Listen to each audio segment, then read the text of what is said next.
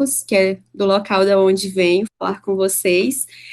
E, juntamente com ela, surgiu também Elis e a disciplina aqui de vocês de comunicação pública. E aí, vou começar a apresentar, depois eu termino a minha apresentação. Quero agradecer também o pessoal do laboratório que está aqui, já vi Natália, Pedro, Bruna. Muito obrigada, pessoinhas, pela presença e pela parceria de sempre. Vou começar aqui minha apresentação, e aí eu me apresento direitinho para vocês. Hoje eu quero conversar um pouquinho com vocês sobre comunicação em saúde, pensar um pouco, né, nesses conceitos e nas possibilidades.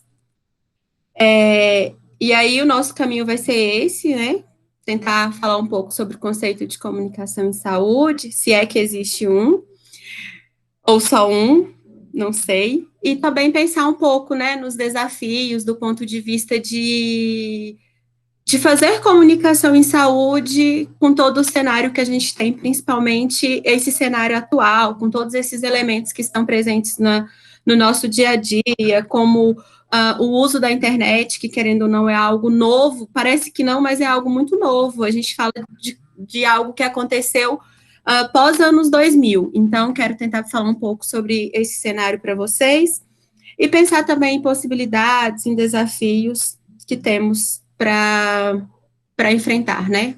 Para poder fazer comunicação em saúde. De onde eu falo? Eu sou graduada em saúde coletiva, sou mestre em saúde coletiva e também sou especialista em direito sanitário. Eu sou pesquisadora do Laboratório de Educação, Informação e Comunicação em Saúde e pesquisadora voluntária do Núcleo de Estudos em Saúde Pública. Nesses espaços, eu tive a honra de participar do projeto Arbocontrol, que é um projeto nacional que tem como objetivo identificar as práticas de educação, informação e comunicação em saúde, a prevenção das arboviroses, dengue, zika e chikungunya. E nesse projeto, a gente visitou 17 municípios brasileiros para poder identificar essas práticas, tanto da perspectiva dos profissionais que atuam na atenção primária à saúde, como dos professores que atuam em escolas que aderiram ao programa Saúde na Escola, e também com a comunidade. Então, foi possível, parte do que eu vou trazer de exemplo para vocês, e até mesmo a construção de conceitos, né, pensando nessa construção de conceitos, foi graças a esse projeto. E aí, antes da gente começar a falar em comunicação em saúde, é importante a gente pensar que a comunicação, na maioria das vezes, ela é uma comunicação que é transmissiva, preventivista e focada na doença. E, então, por mais que, para muitas pessoas, o que, não sei, por exemplo, que forem contratadas para fazer uma campanha, né, por exemplo, pelo Ministério da Saúde, provavelmente a gente vai ter um material que vai apresentar essas 3 características, vai ser transmissivo, vai ser preventivista, né, vai pensar um modelo que seja transmissivo, né, que literalmente chega e é aquilo, como se fosse algo imposto para as pessoas, vai ter esse foco preventivista e, principalmente, vai estar focado na doença e não na saúde. Eu acho que é importante falar aqui com vocês que o conceito de saúde que a gente está pensando aqui é a saúde que vai muito além do que estar doente. Saúde não é só a ausência de doença, então a gente precisa considerar vários outros elementos para se falar em saúde. Então, não é só a ausência de doença, a gente precisa pensar na saúde coletiva, a gente adota os determinantes sociais em saúde, que são coisas que vão ser determinantes, vão ser decisivas para se ter saúde, como qualidade de vida, ter moradia, ter emprego, são vários outros elementos que vai contribuir para a pessoa ter saúde. Então, a gente fala aqui de um conceito que vai muito além do não estar doente. E aí, eu trouxe aqui para vocês alguns dos principais modelos e estratégias de comunicação em saúde, apresentado por Mosqueta, 2013. Então, a gente pode pensar do ponto de vista do entretenimento, que promove mensagens e valores localmente identificáveis, por meio de personagens que se tornam modelos para a população e influencia seu comportamento. A gente tem aqui do ponto de vista da mobilização social, que vai ser convocação de fontes para atuar na busca de um propósito comum sobre uma interpretação no sentido e sentido compartilhados. A gente tem do ponto de vista das TICs, né, que vai ser auxiliar na busca por informações, tem grande importância na troca de experiências em saúde pública e na melhoria das condições de saúde. A gente vai ter aqui do ponto de vista do advocacy midiático, né, que desempenha um importante papel no posicionamento de questões de saúde na agenda pública, consiste na combinação de ações destinadas a alcançar compromissos políticos, apoia a política de saúde, aceitação social e apoio de outros saberes sociais para um objetivo ou um programa de saúde específico. A gente tem também do ponto de vista do jornalismo público / cívico, né, que vai ser nova modalidade para o tratamento e distribuição de informações relativas à comunicação em saúde. E aí, esse modelo também ele vai muito além do jornalismo tradicional e se envolve na esfera da deliberação pública e reconhece um modelo de democracia que está mais próximo da participação cidadã.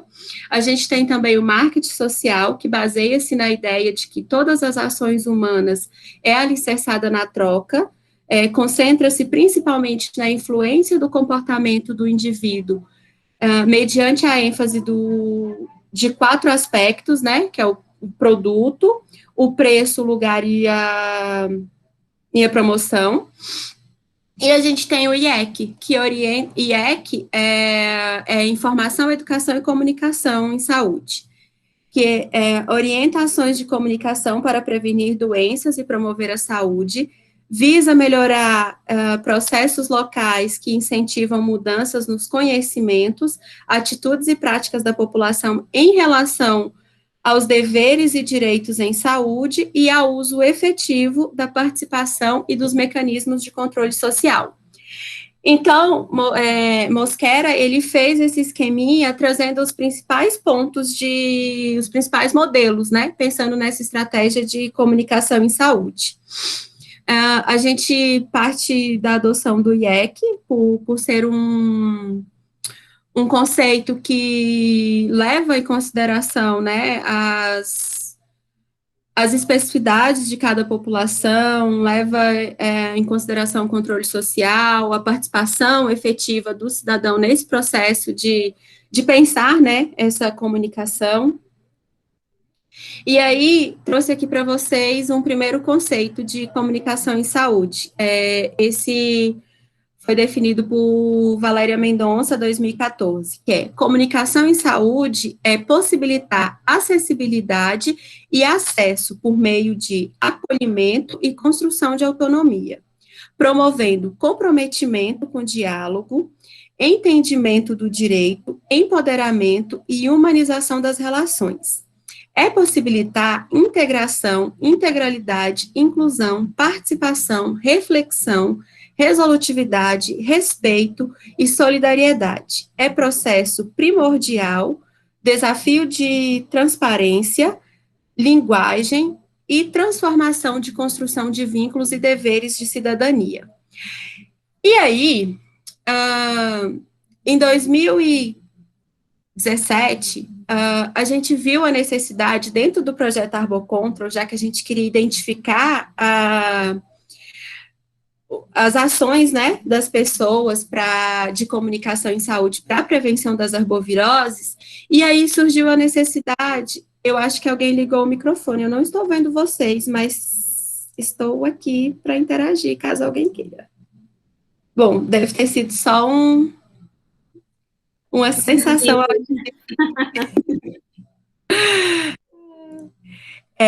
E aí, gente, a gente viu a necessidade de pensar o nosso conceito de comunicação em saúde, já que a gente trabalha comunicação em saúde, já que a gente tinha o objetivo de identificar as práticas no Brasil que eram utilizadas para a prevenção das arboviroses. Então, a gente fez uma revisão buscando identificar o conceito que melhor, o conceito que tivesse mais de acordo com o que a gente estava encontrando, com o que a gente estava buscando em campo. E aí o conceito criado no projeto Arbor Control é o seguinte: comunicação em saúde refere-se a processos dialógicos, à utilização de estratégias comunicacionais que respeitam os direitos à informação, à educação e à promoção da saúde. Sua finalidade inclui a prevenção de enfermidades, o incentivo à cidadania por meio da participação social, a transparência na gestão da saúde, bem como a promoção da melhoria da qualidade de vida das pessoas em seus diferentes contextos sociais, por meio de relações interpessoais, mídias e conhecimento. Considera-se, por comunicação em saúde, ações estratégicas por meio de mídias alternativas ou oficiais, e ainda comunicação oral, não verbal e interpessoal. Então, a gente chegou, depois dessa revisão extensiva, de muito se discutir, de muito estudar, de ler várias pessoas que falavam sobre comunicação em saúde, a gente chegou nesse conceito de comunicação em saúde, dentro do nosso projeto. E foi a partir deste conceito que a gente fez todas as análises da nossa pesquisa, do que a gente encontrou, né, no diálogo com as pessoas, com os profissionais de saúde, com a comunidade. Gente, se tiver um latidozinho aí no fundo, não se preocupe, é só meu cachorrinho querendo participar. Mas tá tudo certo.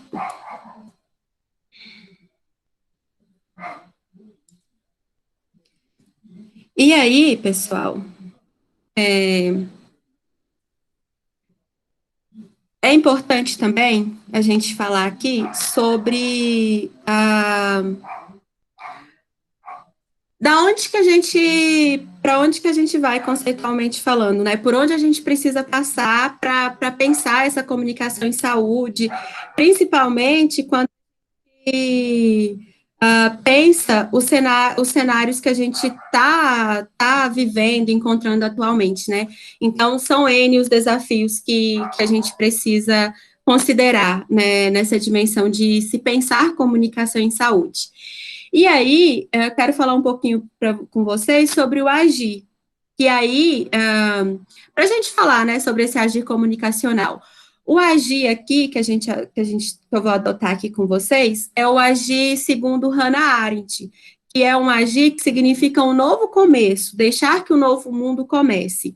E a autora também, ela diz que sem a possibilidade de agir e dialogar, a humanidade ela não passa de uma criação imaginária. A ação e o discurso, eles vão ser meios pelos quais os seres humanos, eles se manifestam. Uns com os outros, e aí, se a gente não tem essa possibilidade, é como se fôssemos meros objetos, né? Então, a ideia é que a gente tenha essa possibilidade desse agir, de ter esse novo começo, de dialogar.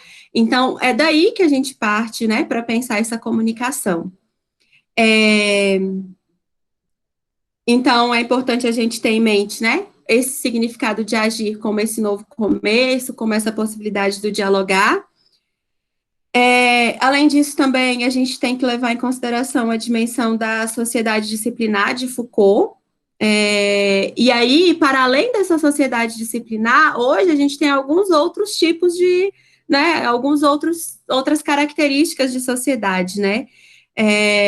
Por exemplo, na área da saúde, a gente pode ver, por exemplo, que a gente tem uma dimensão da sociedade que é essa sociedade fitness, ou a sociedade das pessoas que estão trancadas dentro dos seus escritórios, ou dentro de casa agora, com lockdown, com home office.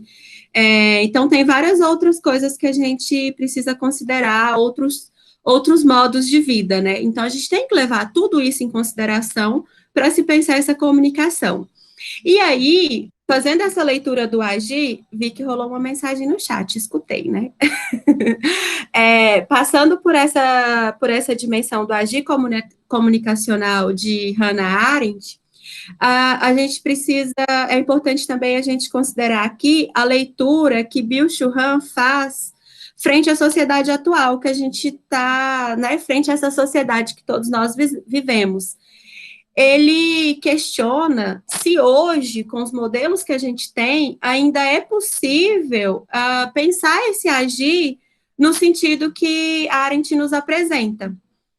E aí, ele questiona que, ele coloca também que a máquina do digital, a máquina do capital, elas se uniram com o objetivo de aniquilar a liberdade, da forma como é colocada pela Hannah Arendt. Essa possibilidade de um novo começo. Porque, segundo ele, a era digital ela é pós-política, pós-moderna e pós-metafísica. E aí, para Han, o tempo do digital, ele é um tempo que ele vai além do, ele é como se ele fosse, ele é pós-nascimento e pós-morte. E aí, um bom exemplo da gente entender esse pensamento complexo dele é quando a gente pensa em uma informação que é divulgada na internet. Se a gente parar para pensar, uma informação, depois que ela chega na rede, é impossível você pensar no fim dessa informação. E aí, a gente pode observar, por exemplo, casos que envolvem processos judiciais que a justiça determina que aquele conteúdo tem que ser excluído. Mas, gente, na boa, nunca vai ser excluído, porque a fonte que postou, a pessoa que está sendo processada, óbvio que ela vai excluir rapidamente antes que as coisas se compliquem mais ainda para o lado dela. Só que milhões, milhares de pessoas já tiraram print, gente. Não morre, não existe isso daquilo sumir. Um dia alguém ainda vai ressuscitar aquela informação. Então, não tem como, é como se as coisas não tivessem nem esse início nem esse fim, pensando no nascimento como início e morte como fim. Então, é isso, depois que caiu na rede, por exemplo, já era, não tem mais saída, né? E aí, passando por essa ideia do Han, a gente chega no que o autor chama de cansaço da informação. E ele denomina, né, que nós somos a sociedade do cansaço. E aí... Luana, só um pouquinho. Desculpa te interromper, né, antes de você avançar, mas parece que tem A Isis quer fazer uma pergunta, levantou a mão. Pode fazer pergunta agora, Luana, ou você prefere só no final? Tá. Não, pode fazer. Isis, então. Ai, desculpa te atrapalhar, porque... Está um pouquinho baixo, se você puder falar um pouquinho mais alto. Melhorou, professora? Sim, melhorou. Ótimo. Primeiro, desculpa atrapalhar, porque eu apertei aqui na mãozinha e depois eu baixei, porque eu fiquei, né? Enfim. Mas as minhas questões eu sou uma pessoa que, a turma já sabe, eu sou muito ligada às questões das causas trans, principalmente, né? Que é a causa que me representa hoje como travesti. E dentro das políticas de comunicação de saúde, enquanto você falava sobre esse agir, eu ficava pensando naquilo que eu sinto muita falta, que é exatamente as questões de políticas públicas de saúde dentro da pandemia para aquelas pessoas que vivem da prostituição. Eu assisti alguns documentários e vi algumas reportagens falando sobre que a exposição é muito grande e a falta de informação também é muito grande para essas pessoas, sabe? Então, assim, eu queria comentar em cima disso, né, dentro desse agir, que por mais que a internet seja ainda hoje um meio de comunicação que eterniza, ou no sentido de que ele é vívido e constante, ele ainda é falho, porque ele não alcança todo mundo que precisa. Isis, muito obrigada pela sua ponderação. Vocês não atrapalham, gente, adoro quando tem interação. Eu acho que todo mundo que dá aula, que faz apresentação em tempos de home office, de remoto, tá todo mundo carente, doido por uma interação. Mas então, o que você coloca é É muito importante a gente falar sobre isso. Mais na frente, na minha apresentação, eu vou trazer alguns elementos para a gente pensar para além do que você colocou. E eu te diria que a população trans, ela é invisibilizada não só na pandemia, vai muito além disso. E aí, eu acho que é importante a gente ponderar alguns elementos. Quem faz a comunicação do Ministério da Saúde, que deveria sempre ser uma comunicação promotora de saúde, uma comunicação em saúde, são agências, que muitas vezes não tem pessoas que tiveram em sua formação ou têm em sua prática a dimensão da comunicação em saúde. Então, tem alguns elementos que vão contribuir para isso que você está dizendo.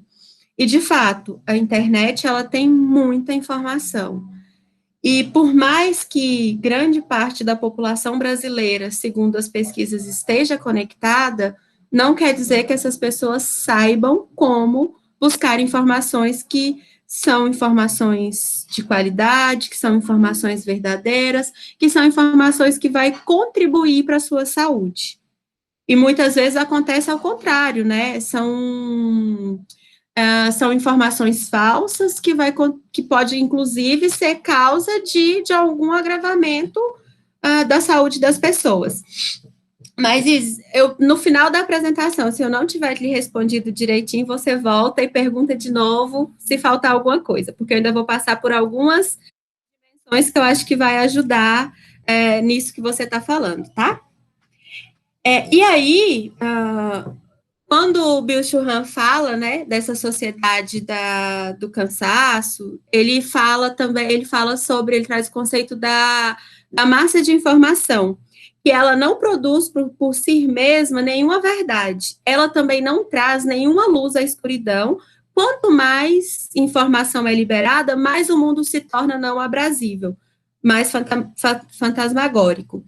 E a partir de um determinado ponto, essa informação, ela não é mais informativa, e aí ela passa a ser deformadora, e a comunicação não é mais comunicativa, e sim cumulativa.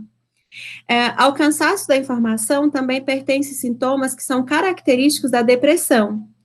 E aí, a depressão, o autor diz que ela é, sobretudo, uma enfermidade narcisista.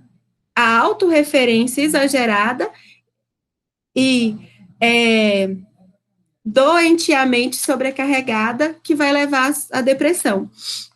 Então, tem muito do que você falou, Isis.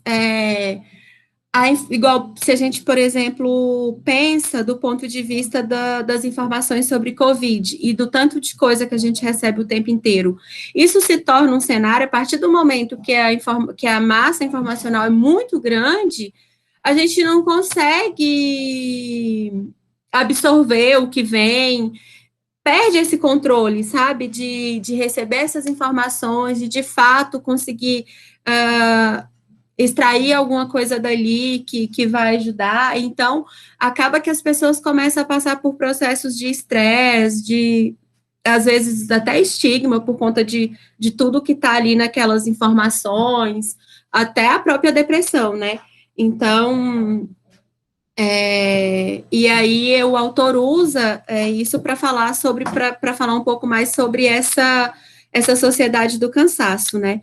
E aí,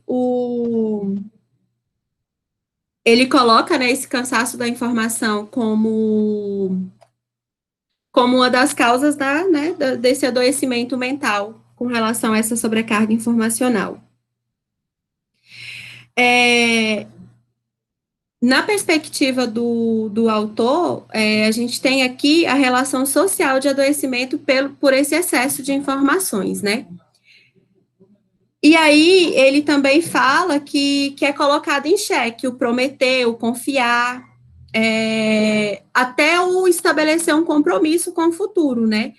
E aí, ele coloca também que os meios de comunicações atuais, eles promovem, em contrapartida, a não obrigatoriedade, a arbitrariedade e a duração de curto prazo. Então, eles não têm esse compromisso com a verdade.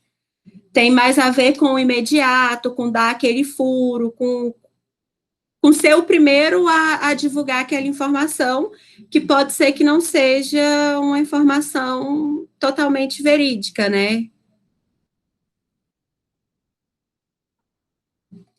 E aí, ele coloca também a questão do tempo. E aí ele conclui dizendo que a totalização do presente aniquila as ações que dão tempo, como o se responsabilizar e o prometer. A gente já tinha falado sobre isso, né? A pessoa que vai falando sem ler o que escreveu. E é importante também a gente ponderar aqui que a gente tem aqui o que a Organização Pan-Americana denominou no ano passado, né, com tudo que aconteceu devido à pandemia, de infodemia, que é o excesso de informação, é essa, digamos assim, essa pandemia paralela de informações que a gente tem sobre a pandemia. E isso, essa infodemia, esse excesso de informações que muitas vezes não são confiáveis ou não são 100%, né, que não são verídicas ou que foram tiradas de conceito, esse excesso informacional sem qualidade, ele acaba atrapalhando esse processo de tomada de decisão em saúde, que no caso específico agora da pandemia da Covid ou em outras emergências de saúde pública, precisa ser uma tomada de decisão rápida. Você não tem tempo para ficar buscando as melhores evidências, fazendo uma síntese de evidência. A gente está todo mundo trabalhando sob pressão, então decisões que precisam ser tomadas de forma rápida. E se você começa a procurar, e a maioria das informações que vem não são informações de qualidade, ou não são informações verdadeiras, então acaba que isso vai atrapalhar esse processo de tomada de decisão, tanto para profissionais de saúde, como gestores em saúde, mesmo para a gente, né, do ponto de vista de nós individualmente falando, né. Eu aposto que se vocês olharem o WhatsApp aí dos pais de vocês, provavelmente vai estar cheio de receitas milagrosas para Covid, que provavelmente não tem efeito nenhum, não causa nenhum benefício para a saúde. Então, acaba que essa infodemia, né, esse excesso de informação, vai dificultar mais ainda esse contexto que já é tão cheio de pressão, né, tão difícil de lidar. E aí, eu quero colocar aqui para vocês, nesse cenário que a gente está construindo, mais um elemento, dois, na verdade, né, para vocês guardarem aí e pensar sobre, que é comunicação do medo e comunicação promotora de saúde. Não sei se vocês já viram isso, alguma coisa sobre comunicação do medo ao longo da formação acadêmica de vocês, mas eu aposto que ou melhor, vou fazer a consulta agora. Quem aqui já viu o cartaz que está colado nas paradas de ônibus do DF sobre Covid? Ninguém? Ai, tá todo mundo Aqueles da nova campanha deles, das máscaras? Ai, Amanda, não sei se é da máscara. Pedro, você está aí? Se for esse Pode novo falar. que tá tendo, eu já vi, mas eu não sei se é esse que você tá falando. Pedro, me ajuda aí, qual é a campanha? Isso, é o do caixão, pronto. É o do Não, caixão, esse eu nunca vi. viu? Pedro, Nath, vê se vocês acham ele aí para mim, para eu mostrar para o pessoal. Eu vi, é horrível, né? Muito mal gosto. Exato. E aí, não precisa nem ser a campanha do DF. Pronto. Quando a gente pensa, vamos voltar aqui um pouquinho na máquina do tempo. No ano passado, quando teve o primeiro boom dos casos no Amazonas, em Manaus, como que eram todas as reportagens de jornal daquela época? Alguém se lembra? Mais uma morte trágica pelo novo coronavírus. E a imagem, Isis? A imagem era sempre, tipo assim, uma pessoa meio que a família inteira chorando em volta, todo mundo meio caralho, tipo, o que que tá acontecendo? Meio tenso, assim. Eu lembro de uma que eu vi, que foi aqui em Brasília, eu acho que foi o primeiro caso de morte, assim. E aí filmaram logo no Campo da Esperança, tipo, aqueles funerais fechados, sabe? E aí, a imagem que mais circulou lá mais no início da pandemia, em junho, julho do ano passado, era aquela imagem com várias covas, uma do lado da outra, que parecia, assim, a gente olhava, não sei nem exatamente o que a gente associava aquilo, mas eram várias imagens, uma do lado da outra, era a foto de todos os jornais. Ó, alguém viu a do caixão no Instagram do GDF, foi o Vinícius. Vou mostrar aqui para vocês.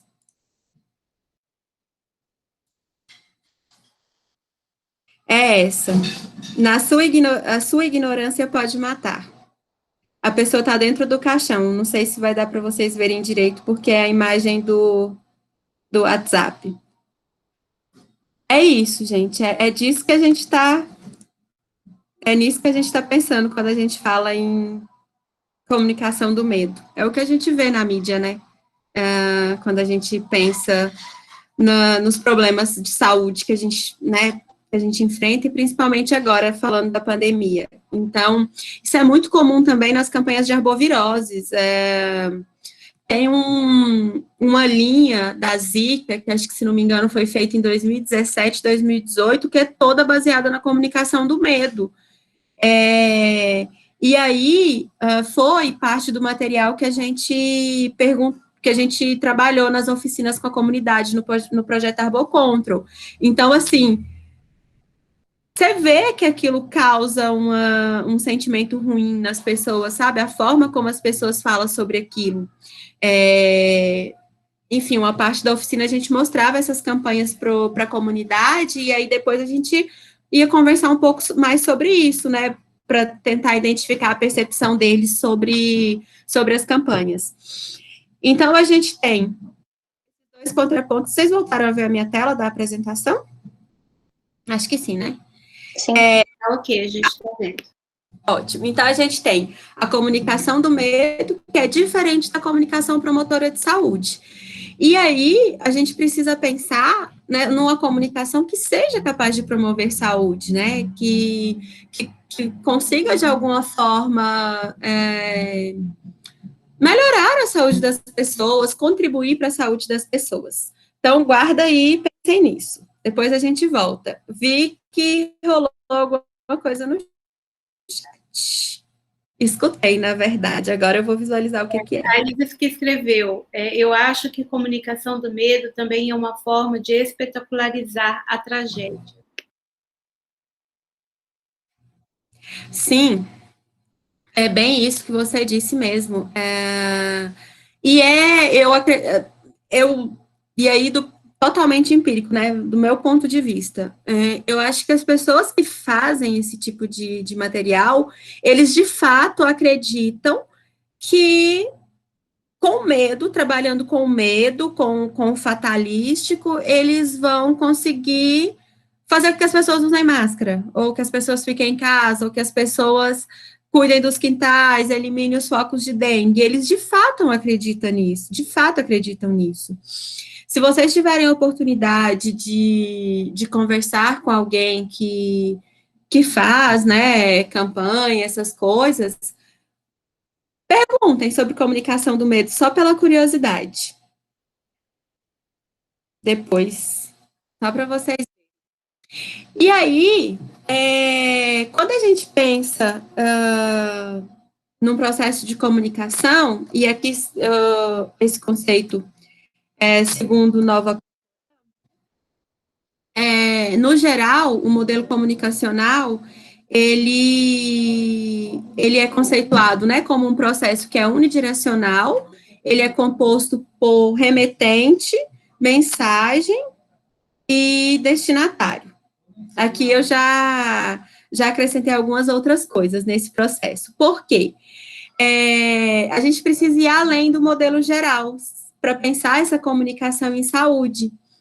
E aí, para um melhor entendimento, quando a gente pensa da perspectiva da comunicação em saúde, a gente precisa acrescentar a compreensão e o feedback. E aí, eu poderia fazer uma enquete aqui com vocês, fazendo a seguinte pergunta: quando vocês vão ao médico, que ele faz uma orientação, que ele, né, explica, passa lá para vocês o que vocês vão ter que fazer, a terapêutica lá, ele pergunta se você entendeu, não é? Que as perguntas são assim: você entendeu? Que seja o médico, a nutricionista, você entendeu. Mas, na verdade, pode ser que a pessoa considere que entendeu, ou que não queira dizer a dúvida que ficou. Mas o certo é a gente perguntar: o que você entendeu? Porque a partir daí, você vai me contar o que você entendeu.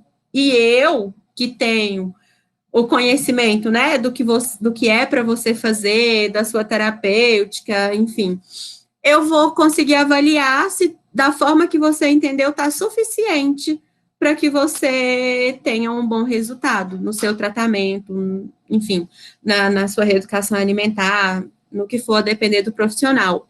Então, a gente precisa pensar, né, do ponto de vista da saúde, e aí, aqui no meu exemplo, né, dos profissionais da saúde, de fato, ter esse processo de feedback, de compreensão, para saber, de fato, o que as pessoas entenderam dentro desse processo, né? E aí, a autora considera que essas duas últimas variáveis, elas são essenciais para a comunicação em saúde. Porque aí a gente começa a pensar em uma comunicação bidirecional. E a gente afasta do conceito tradicional, que é o conceito de uma comunicação unidirecional. Então, a gente precisa pensar nessa comunicação que é de múltiplas vias, porque tem vários indivíduos envolvidos. E aí, o que a Isis coloca é isso, a gente, por exemplo, por mais que tivessem pensado uma campanha, um mote de campanha que fosse para a população de pessoas trans, provavelmente seria uma comunicação que ainda seria insuficiente, que não daria conta de todas as necessidades ou das principais necessidades da pop trans, porque quando se fazem as campanhas, eles não têm essa dimensão de incluir os sujeitos envolvidos, para, de fato, entender qual é a linguagem, como enfim, quais são as necessidades. Então, por isso que a gente precisa pensar, sair desse conceito de comunicação unidirecional, pensar nela de forma bidirecional, nessas múltiplas vias e indivíduos, sujeitos envolvidos. Luana.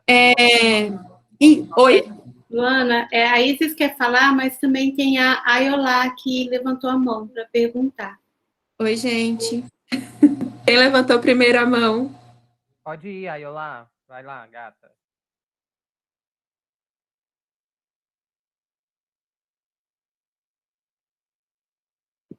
Não estou ouvindo a Ayolá.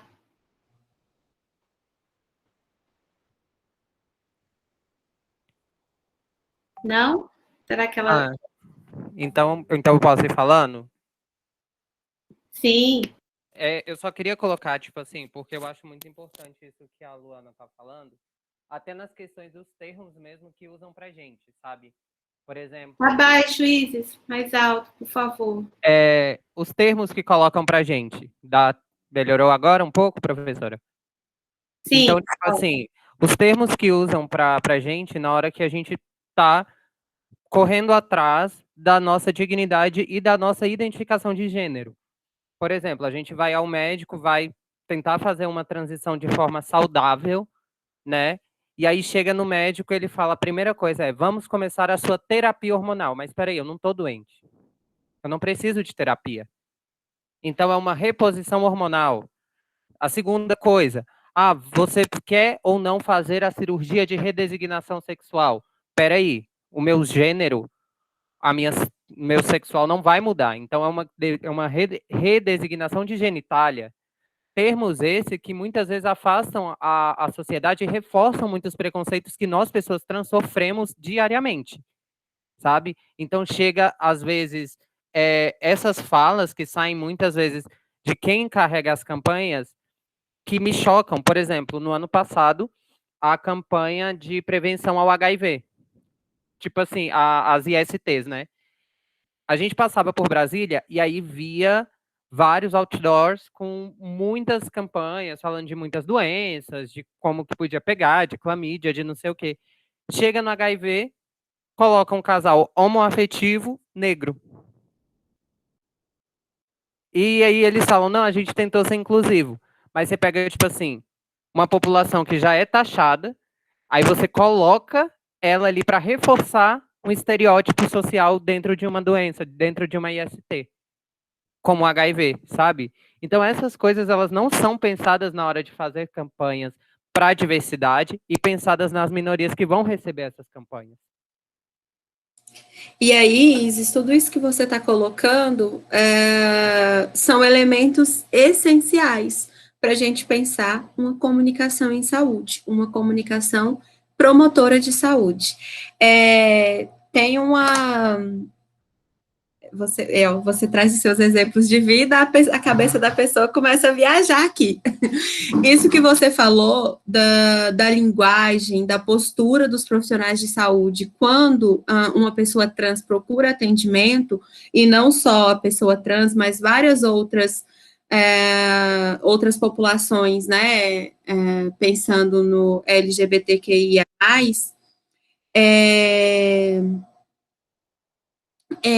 é competência cultural dos serviços de saúde, dos profissionais de saúde, na atenção à saúde da população LGBTQIA+.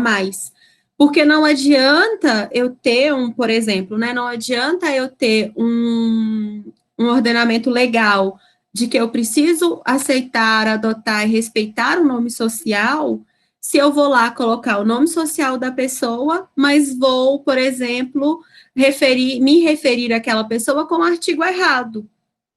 Então, são coisas que essa ausência, né, dessa competência cultural nesse atendimento cria barreiras de acesso, como você mesma colocou.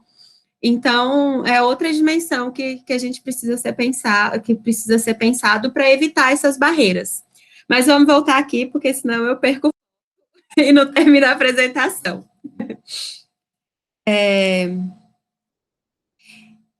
Então, a gente precisa, né, levar em consideração essas dimensões essenciais, né, pensando na comunicação em saúde. E aí, trouxe aqui para vocês algumas coisas para a gente pensar. A gente precisa pensar, para além, né, da comunicação em saúde, no processo de comunicação, né, a gente precisa pensar em novos fluxos informacionais. A gente também precisa considerar processos de comunicações que sejam plurais e independentes. A gente precisa também considerar o excesso de informação sem uso e as novas produções de valores. Então, todos esses elementos são essenciais para a gente pensar do ponto de vista da comunicação em saúde, né? E aí, a minha próxima lâmina aqui é um mapa mental, que aí a gente também pode pensar ele do ponto de vista, né, de um processo ou de um fluxo de comunicação, pensando na pandemia da Covid-19. Eu acho que talvez vocês não estejam conseguindo ler, né, porque a letra ficou pequenininha, a imagem é grande. Então, aqui no meio a gente tem a comunicação em saúde, nessa bolinha em cinza, e aí a gente tem alguns elementos, quando a gente pensa na comunicação em saúde, no contexto, né, que a gente está vivendo atualmente. Então, a gente tem a comunicação de risco, que aí a gente precisa pensar em normas e condutas de prevenção e proteção contra riscos. Ela deve ser dialógica com a realidade, então a gente precisa pensar nessa comunicação de risco, já que a gente está enfrentando uma pandemia, a gente precisa fazer a construção dessa comunicação de risco. Como que a gente vai comunicar sobre a Covid-19? Então, a gente precisa fazer esse planejamento, pensar como fazer essa comunicação, porque senão a gente vai estar colocando as pessoas em risco, porque E aí, a gente tem vários exemplos. Se, por exemplo, começa a sair em rede nacional que medicamento X cura Covid, gente, o que as pessoas vão fazer? Elas vão ficar loucas atrás do medicamento X, porque a gente está falando de uma situação que está todo mundo querendo saber da cura. Outro exemplo também, pensando na comunicação de risco. Eu não sei se vocês se lembram, se não me engano foi, eu não sei agora se foi 18 ou 19, mas quando a gente começou a ter aquele surto de febre amarela em São Paulo, lembra? Foi em São Paulo e em outros estados brasileiros. Mas especificamente em São Paulo, a gente teve as pessoas saindo do lugar X, onde elas moravam, indo para o lugar Y para se vacinar 2 vezes. Porque na cabeça delas tinham que se vacinar, e quanto mais se vacinasse, melhor seria. E não é assim que funciona, né? Então, a gente precisa ter esse planejamento na perspectiva da comunicação de risco. E aí, a gente tem também a questão da pandemia, né? Que é a disseminação de uma doença, e aí em escala global, né? Alcança diferentes continentes, necessidades de respostas rápidas para tomada de decisão. A comunidade científica começa a produzir as principais, começa a produzir diante das preocupações e recomendações, né? É uma emergência em saúde pública, em escala global. Aí a gente tem outro elemento que é a Covid-19, né? O coronavírus, maior pandemia do século XXI, da história, né, do país, na verdade. A disseminação de desinformação. Aí a gente tem outra dimensão que é a questão das fake news, né, que são as notícias falsas. É importante a gente pontuar que se é news não é fake, então esse termo não é o melhor para ser utilizado. E aí a distribuição de derivados tipos de desinformação pode ser promovido por instituições que não têm normas, regras e processamento de qualidade da informação, contexto de disseminação pseudocientífica. E a gente tem a desinformação, que é literalmente, né, a doença da informação, e aí a gente tem alguns tipos aqui de classificação, né? Vai depender do tipo de desinformação, vai ter uma que é muito ruim, que é feita com a intenção de ser ruim, vai ter a disinformation, informação que é falsa, deliberadamente. Gente, desculpa, mas a Kiara tá doida, querendo participar da aula com vocês. Que é a informação falsa deliberada, então a pessoa tem o intuito, a misinformation, que é a informação falsa, porém, ela não é criada para causar desinformação, é como se quem está disseminando não soubesse, digamos assim, e a malinformation, que é a informação falsa baseada na realidade, então a pessoa de fato acredita que aquilo é real, e acaba fazendo isso. Então, a gente considera todos esses elementos para pensar essa dimensão maior que é da comunicação em saúde, né?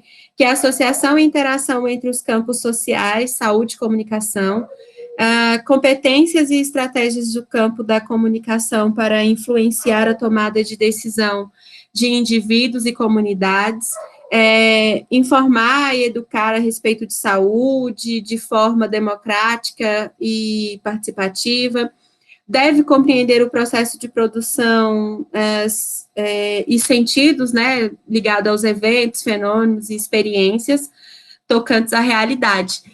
Então, a gente precisa, e aí, né, colocando isso de uma forma mais fácil da gente, ilustrativa, né, então, se a gente, a comunicação em saúde pensada do ponto de vista da pandemia, ela teria que considerar todos esses elementos, então, é um grande desafio fazer isso. Esse mapa mental é de autoria do Pedro Falcão e da Bruna Paz, eles fizeram essa construção em uma disciplina que a gente oferta no laboratório, que é uma disciplina de extensão em saúde, e aí a gente estava trabalhando com essa temática, né, da comunicação em saúde no contexto da pandemia.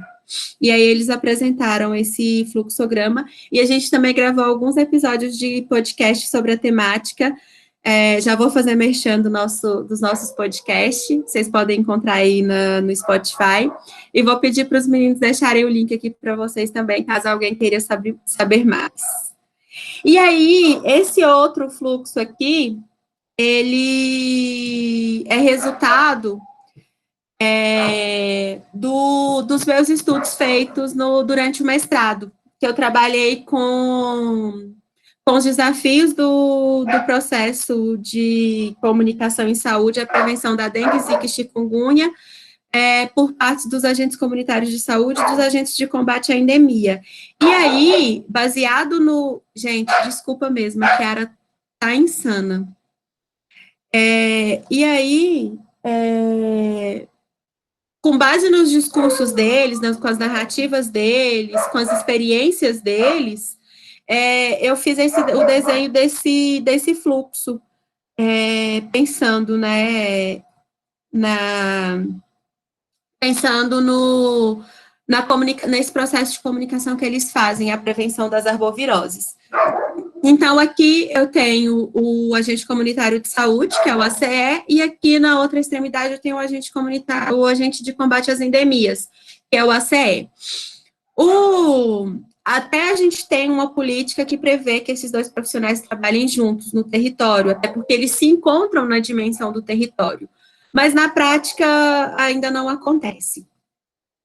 E aí, aqui, de forma mais rápida, só para vocês terem, né, entenderem como se dá essa comunicação, o agente comunitário de saúde, ele faz essa comunicação com a equipe de estratégia de saúde da família, e aí, a mensagem, né, o conteúdo que eles trabalham é sobre dengue, zika e chikungunya, e eles levam essas informações para a população. Aqui do outro lado, se a gente pega aqui essa extremidade da esquerda, partindo aqui da população, a gente tem uma seta que volta aqui para os ACS, porque aí aqui está representado o feedback, porque esses profissionais, eles tanto levam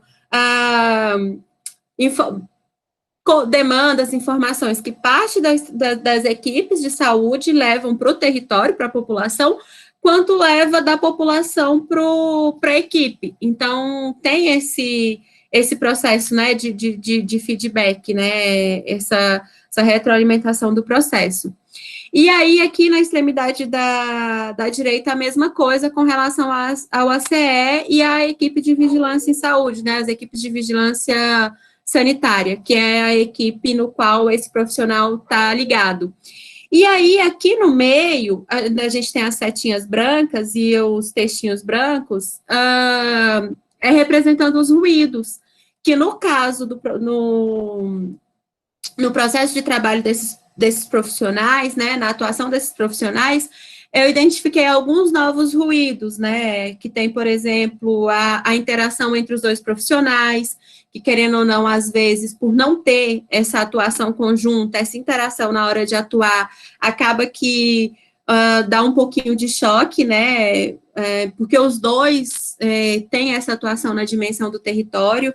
Aí tem, por exemplo, as informações falsas, tem a questão da gestão da informação que esses profissionais fazem, mas não é uma coisa de forma consciente. Então, da mesma forma que é um desafio a gestão da informação, seria também uma forma de melhorar bastante esse processo de trabalho deles, se eles fizessem essa gestão da informação de forma mais organizada. Então, tem várias coisas aqui. E aí, o processo né, a atuação desses profissionais tem como objetivo promover a consciência sanitária na população, para que assim essa população comece a adotar medidas de, por exemplo, né, para prevenir dengue, zika e chikungunya, para eliminar os focos do mosquito e várias outras coisas. Uma curiosidade também, uma coisa que é interessante falar para vocês, é que a gente pode considerar que o agente comunitário de saúde, quando ele está lá na dimensão do território, conversando com a população, falando sobre as medidas de prevenção com a população, esse profissional ele está fazendo uma comunicação pública, né? Porque ele vai levar para a população as orientações que vêm, né, da equipe da equipe, né, ali local, que vem da Secretaria Municipal, da Secretaria Estadual, do Governo Federal, quando a gente pensa essas ações de prevenção.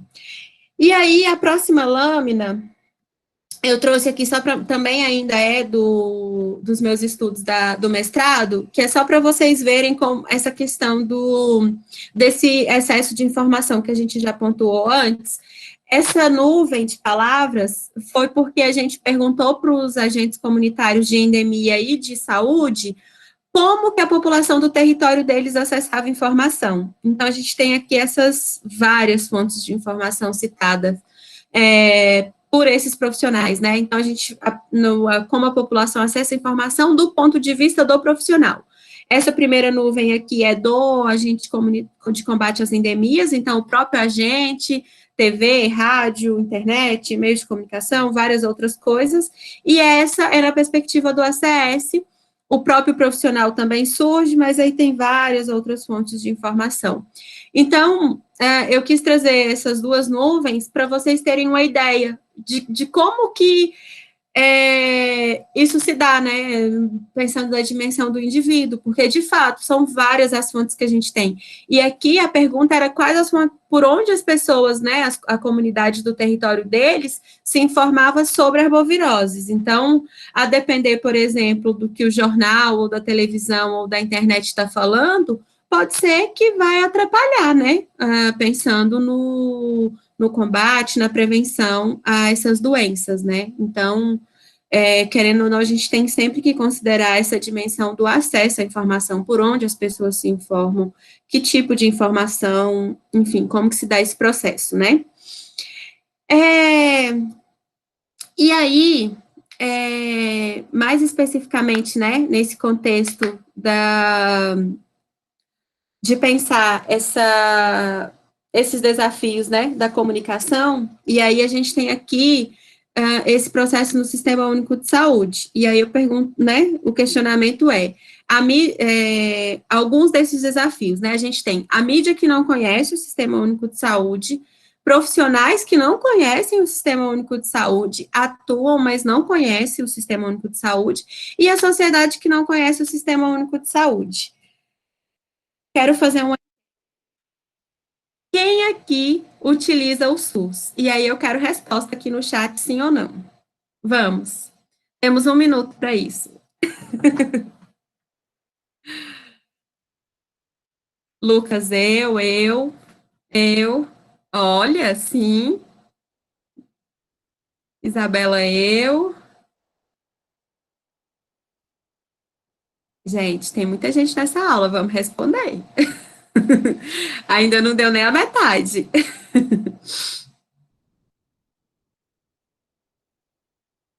Gente, vamos, respostas. Pode ser o seguinte, vou fazer outra. Quem aqui na sala acha que não utiliza o Sistema Único de Saúde? Pronto. Vamos, tem alguém que acha que não utiliza?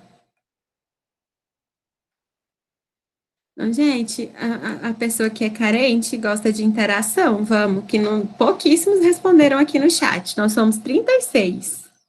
Acho que eles estão entendendo que o silêncio é não. Será?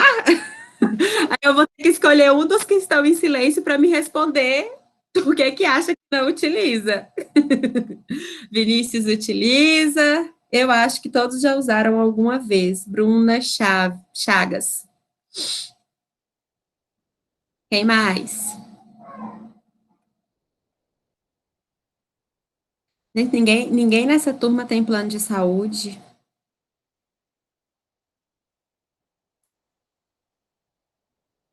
Gente, vocês estão muito utilizadores do SUS.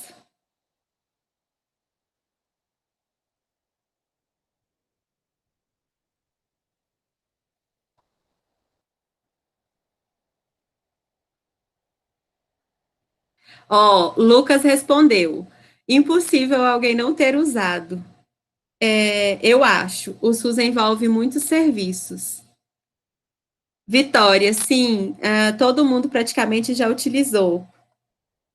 Eu tenho plano, mas já utilizei o SUS. Tenho plano, mas acredito que já tenha usado o SUS. Porque aí Vinícius Cruz envolve muitas coisas. Bom, se a gente considerar que o silêncio não pode dizer nada, eu perguntei quem já utilizou e perguntei quem utiliza. Sim, Juliana, o SUS envolve a Anvisa. E sim, gente, todo mundo aqui nessa sala já utilizou o SUS. E para ser mais específica, todo mundo que está no Brasil já utilizou o SUS. Porque o SUS está na vigilância sanitária, no processo de fiscalização que passou essa garrafinha de água antes de chegar na prateleira do supermercado para que eu comprasse. E isso não é só na garrafinha de água, é em todos os produtos que a gente consome do ponto de vista da alimentação, medicamentos. Então, o SUS está presente em todos os lugares imagináveis. SAMU é SUS.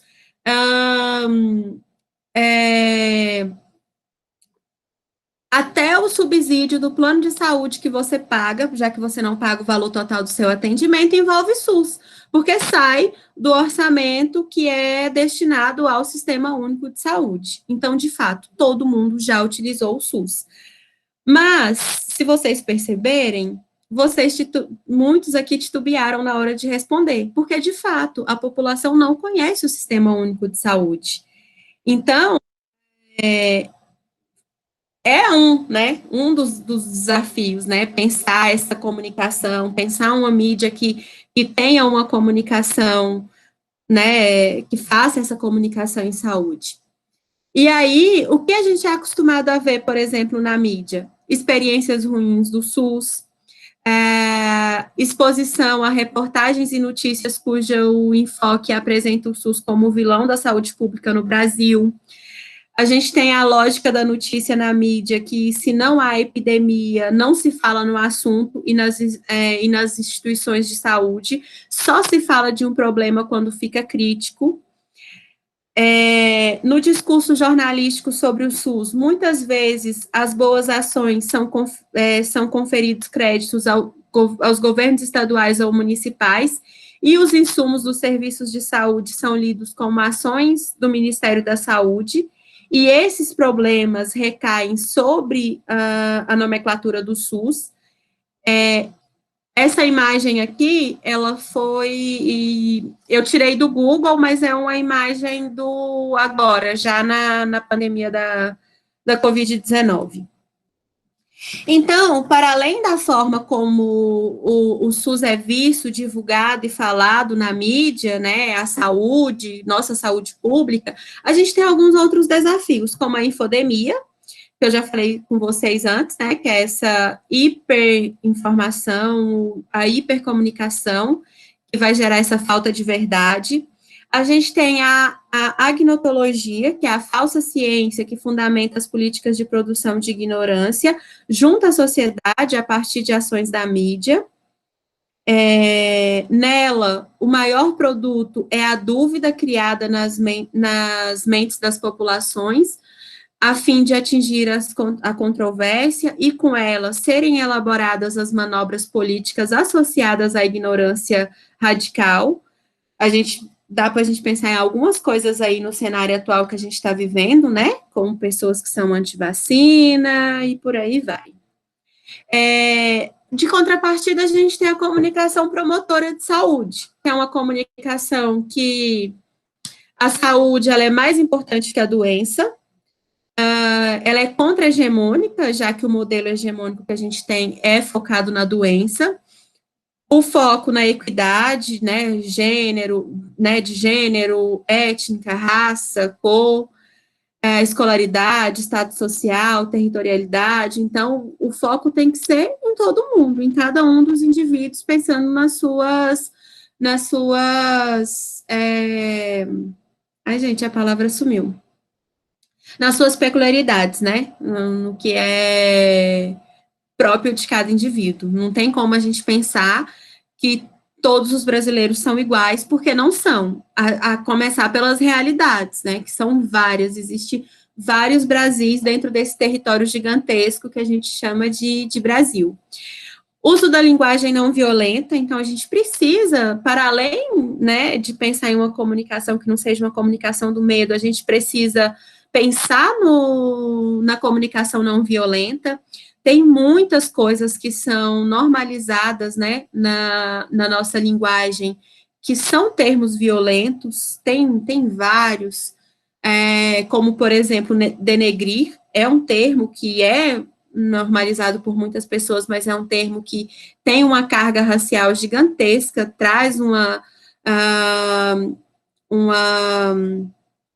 memória, né, dos próprios processos de escravidão, porque quer dizer tornar negro, literalmente falando, e a gente usa isso para dizer que você tá, né, que o outro está falando mal da sua imagem. Então, a gente precisa, e tem várias outras coisas, outros termos que estão relacionados à comunicação violenta, e aí a contrapartida é a gente pensar nessa comunicação que seja não violenta, nessa linguagem não violenta. Tem os termos bélicos, que na maioria das vezes a gente utiliza o tempo todo como público-alvo. Gente, na boa, se é alvo é porque eu preciso, né, enfim, matar, pegar, fazer qualquer coisa do tipo. Então, a gente precisa repensar essa linguagem utilizada, para além da utilizada na comunicação, né? A gente precisa repensar até para o nosso próprio cotidiano, nosso próprio dia a dia. Respeito e valorização dos diversos tipos de saberes tradicionais, populares e científicos.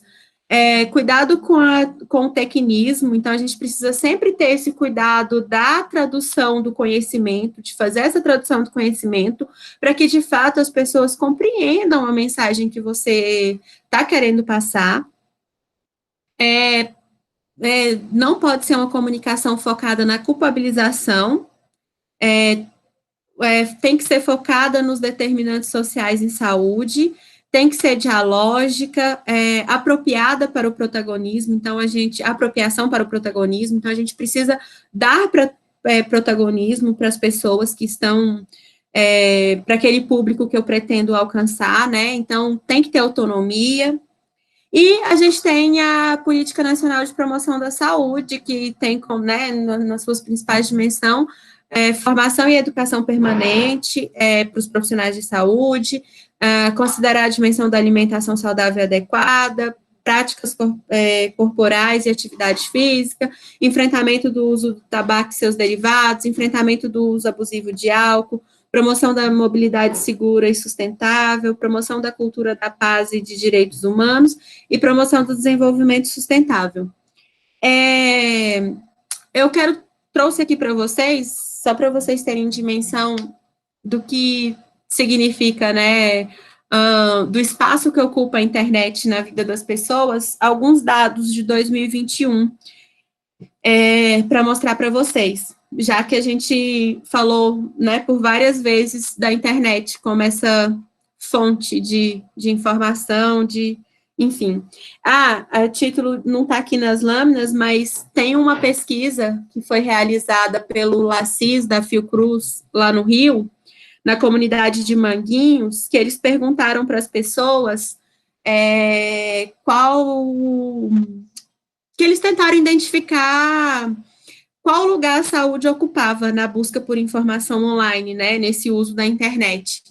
E aí ficou em terceiro lugar, atrás dos bens e serviços, né, que é o e-comércio, a compra online, e o segundo lugar foi o entretenimento, Netflix, YouTube, essas coisas. E aí, em terceiro lugar, está a saúde. Então, de fato, a gente precisa começar a pensar nessas informações em saúde que estão disponibilizadas na internet. Também é um desafio, né, pensar tudo isso. E aí, só a título de curiosidade, aqui é a comparação da porcentagem, né, de uso de internet pela população no mundo.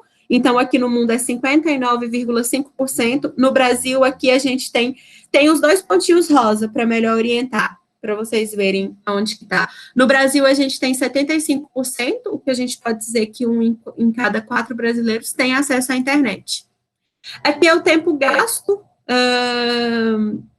no uso da internet. No mundo, a gente tem, que é bem a barrinha branca no meio, tem uma setinha rosa também para orientar. a gente tem 6 horas e 54 minutos, então, gente, das 24 horas do dia, no mundo, as pessoas gastam, em média, 6 horas e 54 minutos na internet. E no Brasil, acreditem, a gente gasta 10 horas e 8 minutos na internet.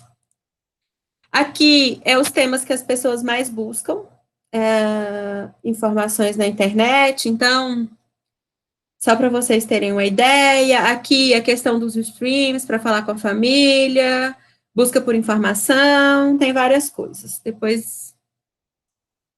E aqui é o tempo, a porcentagem de uso de mídias sociais versus a população, o total populacional. No mundo, 53,6% das pessoas usam mídias sociais, no Brasil a gente tem 70,3% de pessoas utilizando mídias sociais, que é outra dimensão importante, né, quando a gente vai pensar essa comunicação. E aqui, mais um dado, que é o dos smartphones, o total de telefones conectados versus o total populacional, e aí no mundo a gente tem 102,4% dos telefones conectados, e no Brasil tem 96,3%. Então, só para vocês terem dimensão, já que a gente falou tanto desse uso da internet, pensando todo esse contexto da comunicação. E aí, esse cenário da internet traz algumas dimensões para a gente considerar, como os grupos de WhatsApp, que são fechados, são redes fechadas, que é muito difícil da gente acessar, pensar, por exemplo, na qualidade da informação em saúde dentro de dos grupos de WhatsApp, né? Porque isso faz parte da vida privada das pessoas, mas as informações circulam nesses locais. Tem a questão da relação de confiança. E aí a gente precisa também pensar em profissionais de saúde que sejam formadores de opinião. E aí, para isso, eles precisam considerar toda essa dimensão, né, da importância de fazer, de pensar essa comunicação em saúde com seus pacientes, para que, de fato, eles consigam passar mensagens que vão ser capazes de ser promotoras de saúde, né, fazer essa comunicação promotora. Aí tem aqui também a questão do fim do isolamento, né, do período mais crítico da pandemia, que, na verdade, a gente já voltou. E aí era bem isso, né, a gente precisa pensar todas essas dimensões, porque vai chegar um momento que vai acabar e que pode ser que volte a aumentar, dependendo do comportamento que a gente adote, né. As informações, elas não podem ser interrompidas em hipótese alguma, devemos estar atentos às dúvidas, em especial às condições sociais que necessitam de outros modelos de assistência informacional decorrente do cenário, dos cenários epidêmico. E aí, gente, esse tópico aqui é importante porque a gente tem alguns estudos, eu não trouxe esses dados aqui, mas tem alguns estudos que fazem essa análise, por exemplo, das mídias sociais do Ministério da Saúde. E eles não dão feedback para o usuário, eles muitas vezes nem respondem as perguntas das pessoas que tentam interagir nas mídias deles, né? Então, a gente tem que estar atento a isso, porque é dinâmico, né, o cotidiano das pessoas, então novas coisas surgem, novas dimensões surgem e as pessoas têm dúvidas, que muitas vezes elas estão utilizando só aquele canal para tentar responder. Então, a partir do momento que o Ministério ignora, por exemplo, porque ele não tem esse hábito de interagir nas redes, pode ser que a pessoa vai continuar com a dúvida, né? Novas perguntas associadas ou não à epidemia, elas vão aparecer e devem ser respondidas com a mesma agilidade, confiabilidade e transparência. Então, são algumas das coisas que a gente precisa ter em mente para fazer essa comunicação, pensando nesse cenário, né? Então, por fim, o tempo pede agilidade nos processos de informar, comunicar e mediar, abordagens coerentes com a realidade de cada pessoa, foco em prioridades de cada tema e sujeito, transparência das informações, uso adequado de meios de comunicação confiáveis, busca de informações em fontes seguras, processos racionais de respostas, manutenção da credibilidade. E é isso, gente. Muito obrigada. Estão aqui as nossas mídias do laboratório, caso alguém queira entrar em contato. Legal, Ana. Dúvidas? Nossa, que coisa incrível, incrível, que apresentação maravilhosa, arrasou, arrasou. Queria parabenizar demais, principalmente e também pela organização de vocês, né? Que quantidade de mídias, podcast, Instagram, tudo aí, que coisa legal. Vou seguir, acompanhar, né? E, nossa, anotei muita coisa aqui, queria passar para a turma, né? Quem tem pergunta, acho que foram preciosas as orientações aqui em relação aos trabalhos que eles vão realizar. E, gente, acho que agora é o momento, né, Luana, da gente abrir espaço para que vocês possam perguntar e, de algum modo, esclarecer aí alguma questão em relação até aos trabalhos que vocês vão produzir, né? Quem quiser levantar a mão, abrir o microfone, sinta-se à vontade. E enquanto isso não acontece, eu tenho uma questão. Que é a seguinte, Luana, você falou da comunicação da morte, né? A comunicação do medo. E esses dias atrás eu estava me colocando com relação à pandemia. Se já não seria o momento de mostrar imagens ainda mais fortes em relação ao que acontece dentro dos hospitais. Por que eu estava colocando isso, especialmente em relação às festas clandestinas e tal, que incomodam bastante, mas principalmente em relação ao uso da máscara. Eu nunca imaginei que as pessoas pudessem ter tanta resistência em usar a máscara, assim, algo tão simples e que pode realmente mudar, né, e salvar vidas. Mas aí, engraçado, porque eu estava pensando isso, até observei que a imprensa em outros países fez isso, tá? E aqui no Brasil, pouco se fez, primeiro porque a imprensa não tem acesso ao que acontece dentro dos hospitais, ela não consegue mostrar. Segundo, tem a própria questão da segurança do trabalho, né, dos jornalistas, que eles precisam também se proteger em relação à doença. São vários aspectos. Mas aí a sua fala hoje veio bem assim, de encontro, né, ao que eu estava pensando. Eu já estava assim, não, mas não é possível, vai ter que mostrar o que acontece dentro do hospital para ver se... Então, eu queria que você comentasse um pouquinho mais, se você acha que realmente em casos extremos como esse que a gente está vivendo, eu não digo em relação à campanha, né? Eu achei de bastante mau gosto aquela campanha que você mostrou, mas principalmente em relação à cobertura jornalística. Só sobre a campanha, vou mostrar aqui rapidinho a da dengue, da CESDF, porque se todo mundo não tiver conseguido acessar o link, vocês veem.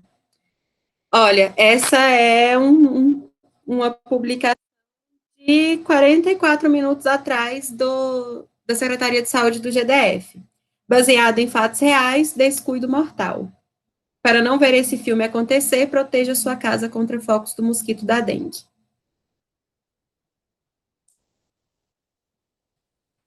Bom, com relação ao que você falou, Elise, eu acho que é tudo muito complexo, todo esse cenário que a gente está vivendo.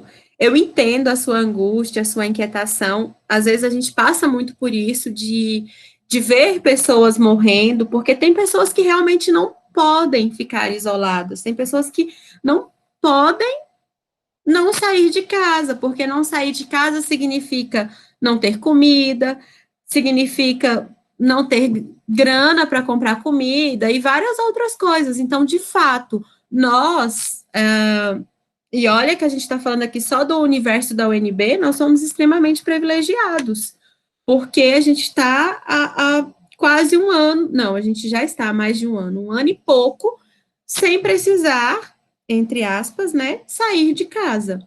E não é a realidade da maioria das pessoas, né, infelizmente.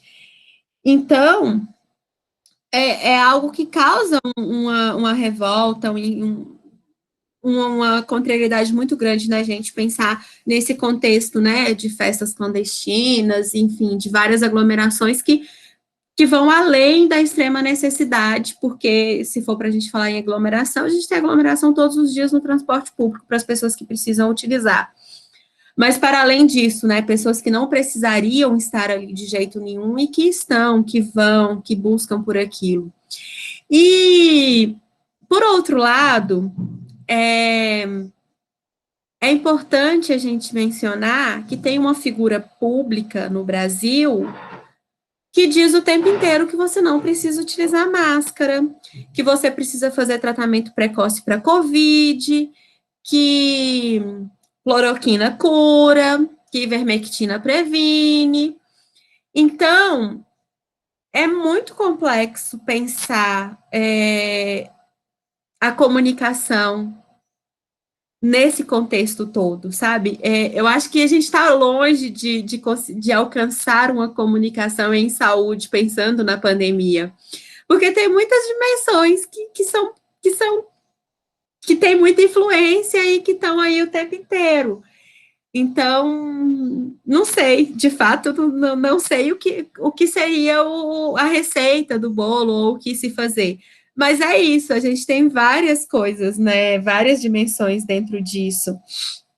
Há uns 15, 20 dias atrás, saiu nas mídias sociais o depoimento de uma enfermeira do HRT, extremamente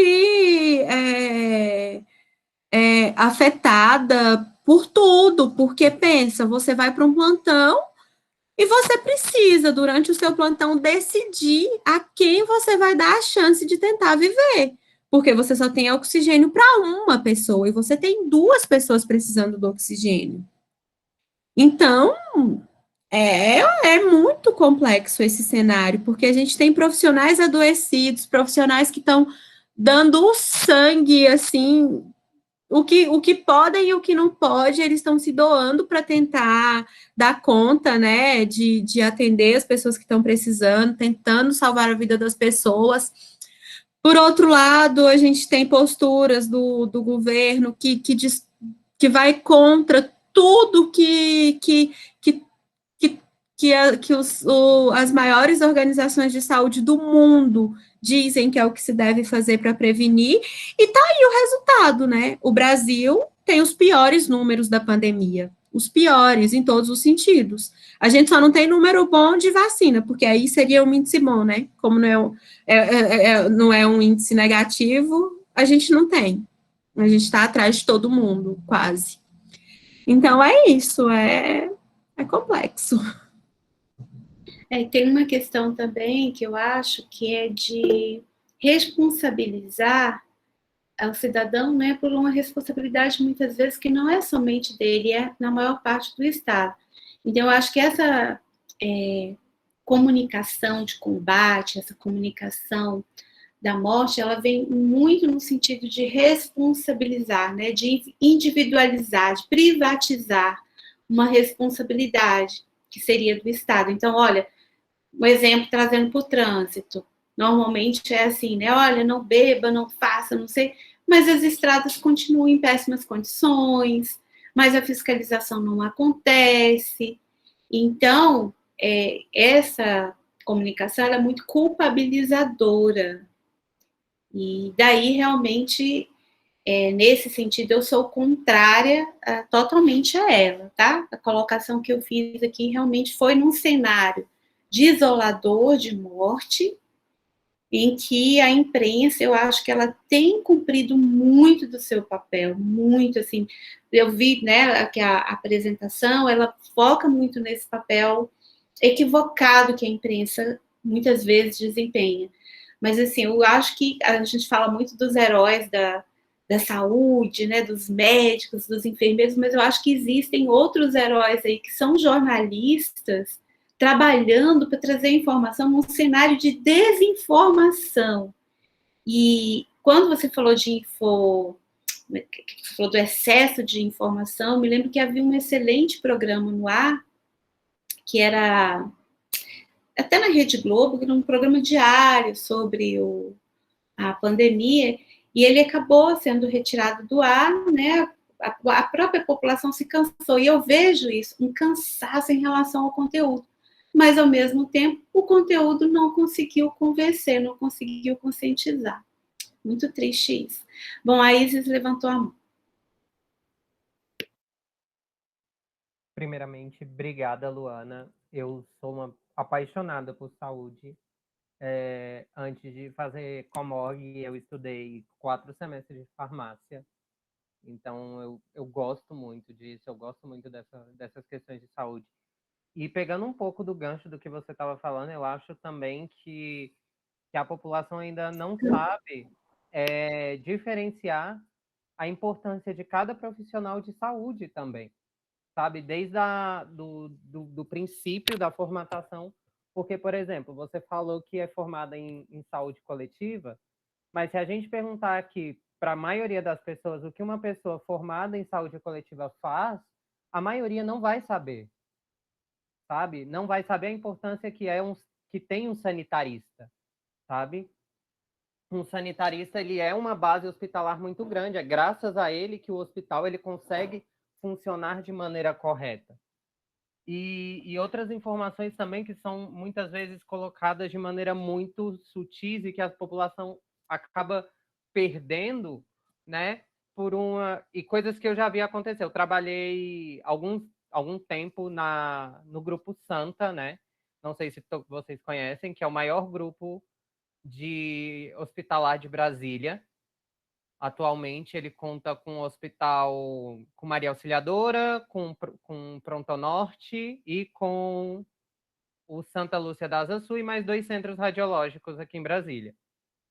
E aí, a 8.080, se eu não me engano, que é a lei do SUS, ela garante que 30% dos leitos, né, de hospitais particulares, eles são propriedade do SUS, sabe? E aí eu vendo situações de tipo assim, não, mas esses leitos que eram para o SUS estão quebrados. Não, mas isso não está funcionando, a torneira não está funcionando direito. Sabe, tipo assim, o próprio sistema burla com que o SUS possa agir. Então, isso dificulta muito o trabalho de comunicólogos e comunicólogas e pessoas que se dedicam a fazer uma comunicação voltada para a saúde, porque quem deveria estar viabilizando isso, na maioria das vezes, atrapalha, sabe? Então, eu acho que a gente parte de um princípio que ainda é de base, o conhecer a real necessidade de um sanitarista, conhecer a fundo mesmo o que eu posso fazer para isso, ter essa formação mais técnica, eu acho que é de extrema importância. Mesmo a gente vendo, a Elis deu o exemplo do trânsito, os índices de pessoas que morrem por não saber o fator de RH sanguíneo na hora que chegam pós um acidente de carro é muito alto.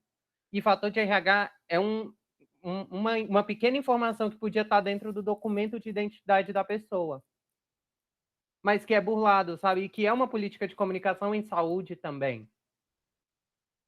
Acho que é mais ou menos por aí. Desculpa, falei demais.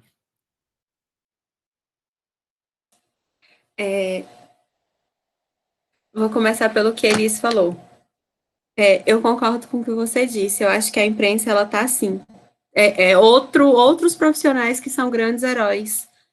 Não só durante a pandemia, mas já vem há algum tempo que eles literalmente merecem mais respeito, porque é muito difícil você né, trabalhar para conseguir levar informação séria, informação que são necessárias. É um direito de nós, que somos brasileiros, ter acesso à informação. Então, eles estão, sim, se desafiando e são profissionais, literalmente, da linha de frente, porque eles precisam estar na rua para trabalhar, para levar informação para a população, o tempo inteiro lutando contra a censura, que não era nem para existir mais, e, enfim, com certeza merecem muito destaque, sim.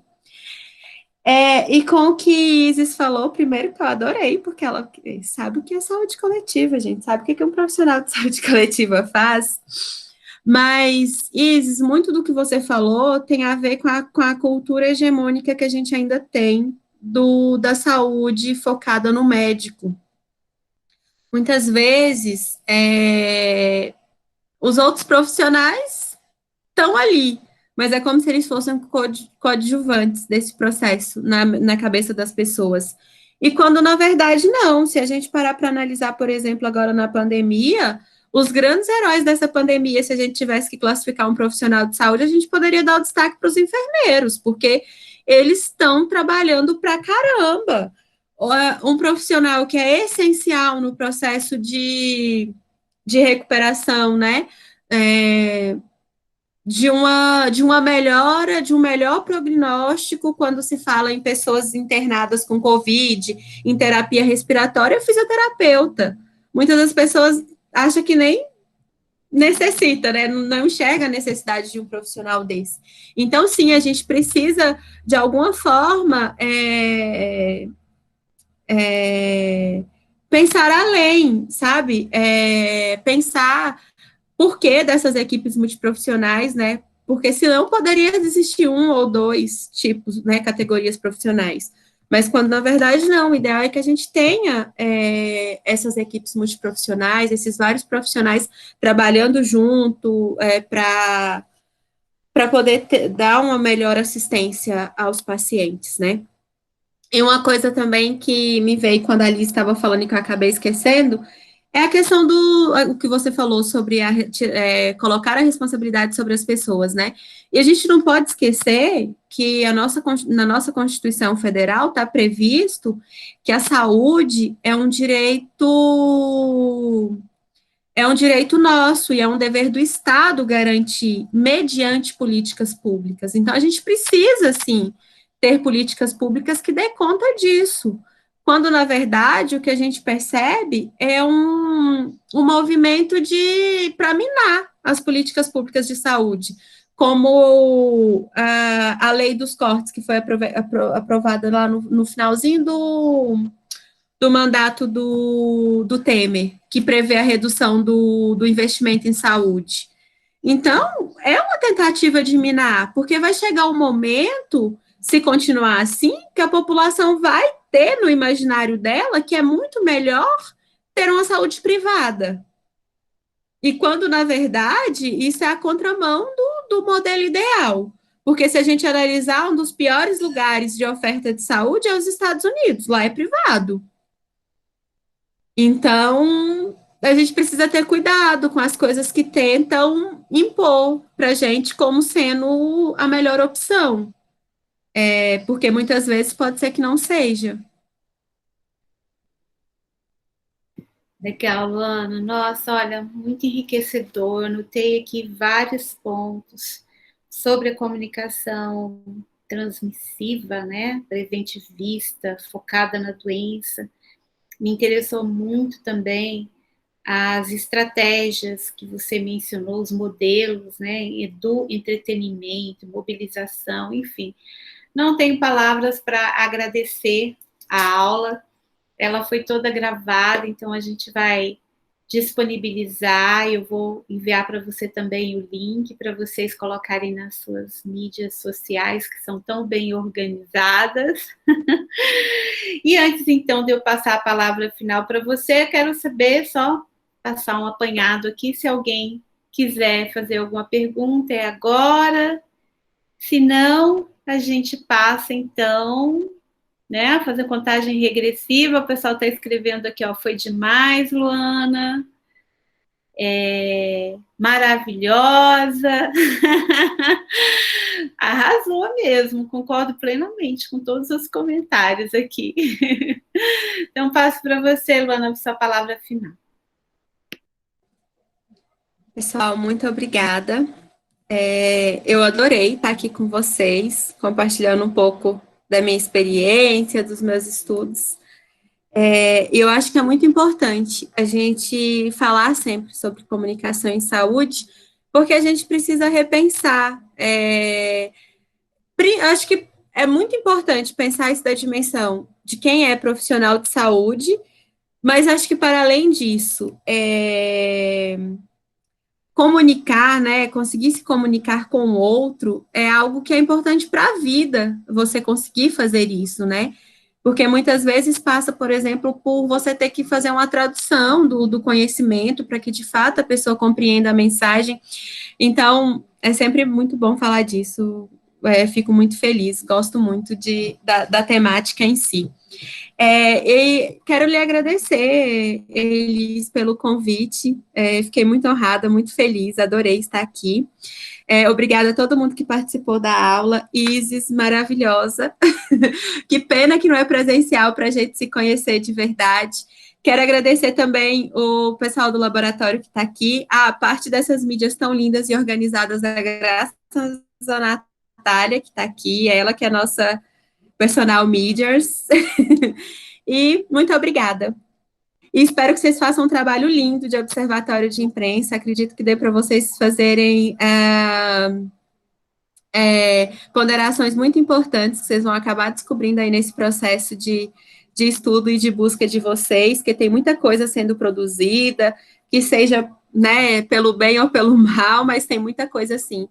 E é algo tudo muito novo, então acho que a gente precisa, quanto mais a gente conseguir estudar, registrar e pensar em cima disso, eu acredito que vai acabar surgindo novas luzes para a gente pensar em coisas que possam ajudar para a gente poder sair dessa. Muito obrigada. E é isso aí, gente. Olha, um privilégio, viu? Vou falar para vocês que na minha graduação eu não tive nada sobre o SUS. Não se falou praticamente nada de comunicação em saúde. Então, isso mostra que a universidade está evoluindo, está crescendo, está melhorando. Então, muito legal. Boa noite para todo mundo que ficou e para o pessoal aí, Natália, Pedro, que vieram do laboratório. E é isso, gente. A Isis escreveu aqui, vamos trocar contato, sua maravilhosa. Eu passo depois o contato da Luana. Então, meus amores, se quiserem ligar as câmeras para a gente dar um tchau e a Luana fotografar aí para colocar nas mídias, né? Eles não ligam, eles são super tímidos, Luana. Adorei a ideia. Aí, ó, o Marcelo apareceu. Isso, vamos prestigiar. Lucas. Aí, galera. Finalzinho aí, o pessoal meio tímido, sabe? Para ligar a câmera, mas tem sempre uma galerinha que liga aí, mais um rostinho. Mostrar que foi um sucesso. A Anne. Amanda. Vocês são muito lindos e lindas. Muito bom ver o rostinho de vocês lá no Aprender, ninguém liga, sabe, Luana? É tão solitário, né, dar aula para...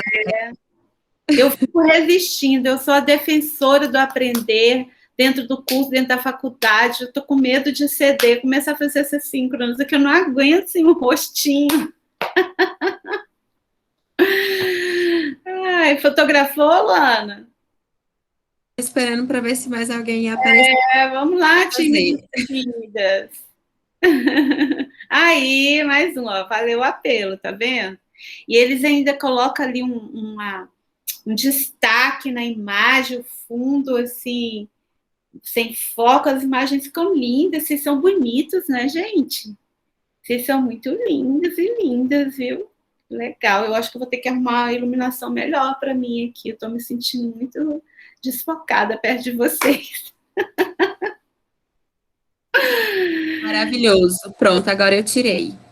Então, meus amores, um beijo enorme. Vou encerrar a gravação dizendo que a noite foi linda, muito bom. Um beijo, amo vocês, galera.